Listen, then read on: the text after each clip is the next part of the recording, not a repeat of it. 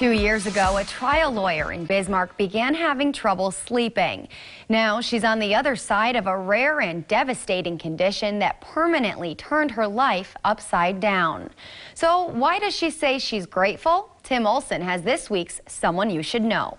It's always kind of haunting me, right? Because no one can ever tell me that I would never get this again. That's Jackie Stebbins, and the "this" she's referring to is autoimmune encephalitis. For some reason, my immune system just ramped up and attacked my brain mistakenly, and why it did that, no one will ever know. The road to a diagnosis began in the fall of 2017. And my sleep became interrupted. That turned into insomnia. Soon her hands were trembling, her ears were ringing, and months of sleepless nights overwhelmed her. I checked myself into the psychiatric ward in just a complete cry for help. I was just begging for someone to put me to sleep. At first, doctors chalked up her symptoms to side effects of depression or anxiety. Jackie thought she had burnt herself out as a busy trial lawyer.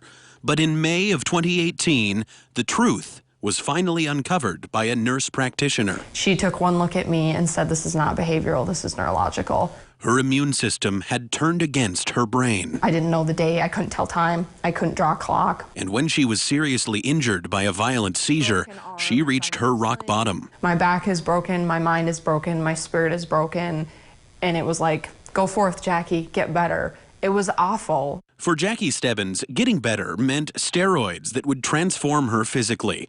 It meant being cooped up in her house to allow her brain to recuperate in torturous peace. Loud noises, a dog walking in front of me, big crowds, everything bothered me. And it meant walking away from her passion. Giving up my law firm has been devastating.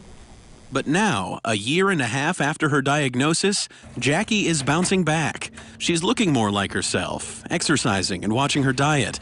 And she's writing a book about the health journey that might have broken her, if not for her family, her friends, and her faith. Every day I have a choice to be bitter and to decide that this illness has devastated every part of me, or I have the chance to say, thank you, God, I'm still alive, I have a great life, and I can still be very productive to the world, maybe just in a different way. It's that resilience that makes Jackie Stebbins someone you should know. Reporting in Bismarck for KX News, I'm Tim Olson. That is just absolutely inspiring. Now, Jackie isn't pushing herself, and that's really important, but she did say that her book could be finished in 2020. And here's the best final chapter of that book that she could ask for. She and her husband are expecting their third child in April.